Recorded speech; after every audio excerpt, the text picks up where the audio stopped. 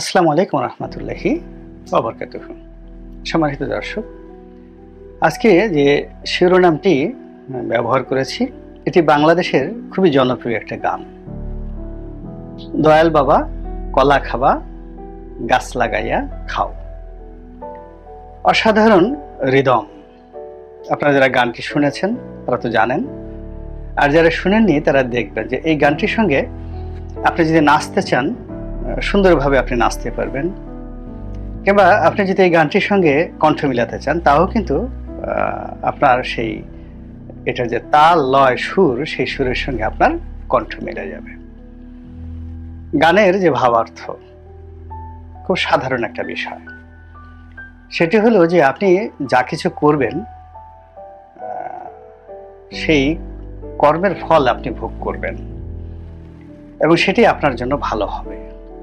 অর্থাৎ আপনি যদি কলা খেতে চান, তো কলা যদি আপনি খেতে চান তাহলে আপনি কলা গাছ লাগাবেন, পরিশ্রম করবেন, কলা গাছের পরিচর্যা করবেন, তাহলে আপনি কলা খাবেন এবং সেই কলা খাওয়ার মধ্যে আপনার গর্ব আছে, প্রশান্তি রয়েছে, সফলতা রয়েছে। কিন্তু অন্যের রোপণ করা যে কলার গাছ এবং সেখানে যে উৎপাদিত কলা, সেটি আপনি খেতে পারেন না। সেটি যদি আপনি খেতে যান আপনি নিন্দিত হবেন, বিপদে পড়বেন, লাঞ্ছিত হবেন, অপমানিত হবেন। এটি হলো মূল কথা। এবং এখানে প্রথমে যে বক্তব্যটি সেটি হলো দয়াল বাবা কলা খাওয়া। এখানে সাধারণ মানুষকে না বলে দয়াল বাবাকে কেন বলা হলো? দয়াল বাবাকে আমাদের দেশে সাধারণত বিভিন্ন মানুষ সং ধরে, ভং ধরে, নেতা হওয়ার চেষ্টা করে, গুরু হওয়ার চেষ্টা করে, তারপর অলি আল্লাহ গাউস কুতুব হওয়ার চেষ্টা করে, পায়ের উপর পা তুলে তারা অন্যের উপার্জনের পোলাও কোরমা এগুলো খাওয়ার চেষ্টা করে, পরিশ্রম করে, একজনে খায় আর একজনে, এরকম বাক্স একটা পেতে তারপরে শেষে সেই সাধারণ মানুষের দান গ্রহণ করে, পরিশ্রমের অর্থ গ্রহণ করে তারা যে জীবনযাপন করার চেষ্টা করে তাদেরকে ইন্ডিকেট করে মূলত এখানে স্যাটায়ার করা হয়েছে, দয়াল বাবা কলা খাবা গাছ লাগাইয়া খাও। এখন এই যে বক্তব্যটি, এই বক্তব্যটি 2024 সনের এই সময়টিতে এসে আমাদের দেশে যারা রাজনীতিবিদ রয়েছেন তাদের জন্য এটি একটা অগ্নি পরীক্ষা হয়ে পড়েছে। বা এই গানটি আমাদের দেশের এই মুহূর্তে যারা ক্ষমতায় আছেন তারা, ক্ষমতায় যারা আসতে চাচ্ছেন তারা, ক্ষমতা থেকে যারা চলে গেছেন তারা, সকলের জন্য এটি একটি প্রকৃতির শিক্ষা হয়ে দেখা দিয়েছে। আমি প্রথমেই আমেরিকা এবং ভারতের কথা বলি। আমেরিকা এবং ভারতকে নিয়ে আওয়ামী লীগ এবং বিএনপি, জামাত সবার মধ্যেই অহেতুক অনেকগুলো ভীতি ছিল, অনেকগুলো আশা ছিল এবং তারা মনে করতো যে তারা সবকিছু করতে পারে। কিন্তু এইবারের যে গণ অভ্যুত্থান, সেই গণ অভ্যুত্থানের বিষয়ে সবচেয়ে নির্মম এবং রূঢ় বাস্তবতা হলো আমেরিকা, চীন কিংবা ভারত কিংবা অন্য কোনো বহির্শক্তি এই যে গণ অভ্যুত্থান এটাকে বন্ধ করার জন্য তারা চেষ্টা করে কোনো কিছু পারেনি। আর এই গণ অভ্যুত্থান হোক এরকম কোনো চেষ্টা এই তিনটি দেশের বা পশ্চিমা কোনো দেশের ছিল না। এটা হলো বাস্তবতা। দ্বিতীয় বাস্তবতা হলো যে বিশ্বের পরাশক্তিগুলো অর্থনৈতিক এবং সামরিক এবং প্রতিবেশী রাষ্ট্র ভারত থেকে মায়ানমার সবাই একেবারে শেষ মুহূর্ত পর্যন্ত শেখ হাসিনার পদলেখন করার চেষ্টা করেছে। তারা শেখ হাসিনার মাধ্যমেই বাংলাদেশে একটি ফ্যাসিবাদী সরকার থাকুক এবং তাদের স্বার্থ সংরক্ষিত হোক, এটাই চেয়েছে, এর বাইরে অন্য কোনো কিছু চায়নি। সেখানে বিরোধী যে দলগুলো আছে তারা যদি কোথাও কোনো লবিস্ট ফার্ম নিয়োগ করে থাকে এবং সেই লবিস্ট ফার্মের কথা মতো যদি কোনো বৈঠক হয়ে থাকে, কোনো কর্মকাণ্ড হয়ে থাকে, এগুলো শুধুমাত্র আই ওয়াশ ছিল। কিন্তু বাস্তবে সবাই যে কাজটি করেছে সেটা হলো তাদের নিজেদের দেশের স্বার্থ তারা রক্ষা করার চেষ্টা করেছে এবং শেখ হাসিনাকে গদিতে রেখে তারা তাদের স্বার্থ রক্ষা করার চেষ্টা করেছে। বিএনপি, জামাত বা অন্য কোনো দলকে বা ডক্টর ইউনূসকে কোনোদিন তারা ক্ষমতায় বসানোর জন্য চেষ্টা করেনি। কিন্তু প্রকৃতি এখানে একটা অদ্ভুত খেলা খেলে দিয়েছে। এখন সেই অদ্ভুত খেলা খেলে দেওয়ার পর, অর্থাৎ গণঅভ্যুত্থান হওয়ার পর যে পরিবেশ এবং পরিস্থিতি তৈরি হয়েছে তাতে অসংখ্য দয়াল বাবার উদ্ভব হয়েছে।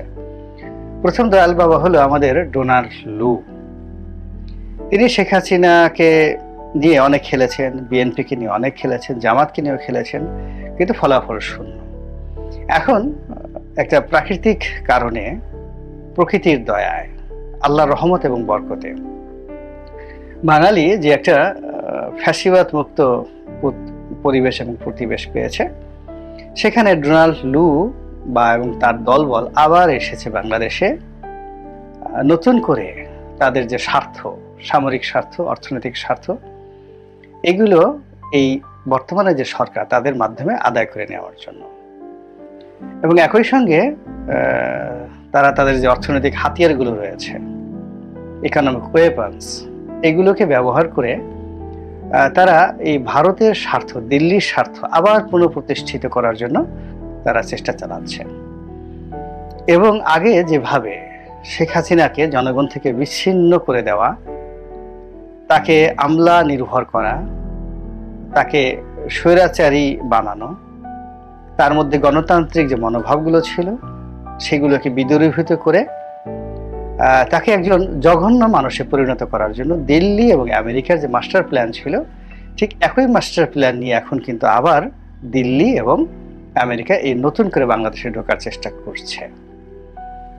এবং আমরা যারা কম বুঝি তারা এই দয়াল বাবা কলা খাওয়ার মতোই এদেরকে ঠিক সেই দয়াল বাবা মনে করছি।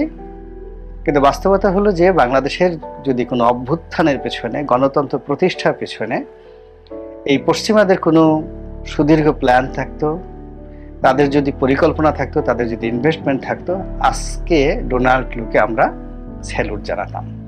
This is one. দ্বিতীয় যে দয়াল বাবার যে গ্রুপটি, সেটি হলো এখন যারা রাষ্ট্র ক্ষমতা আসতে চাচ্ছেন রাজনৈতিক দলগুলো। তাদের বাস্তবতা হলো যে 4 তারিখ পর্যন্ত তারা ছিলেন প্রচণ্ড ভীত সন্ত্রস্ত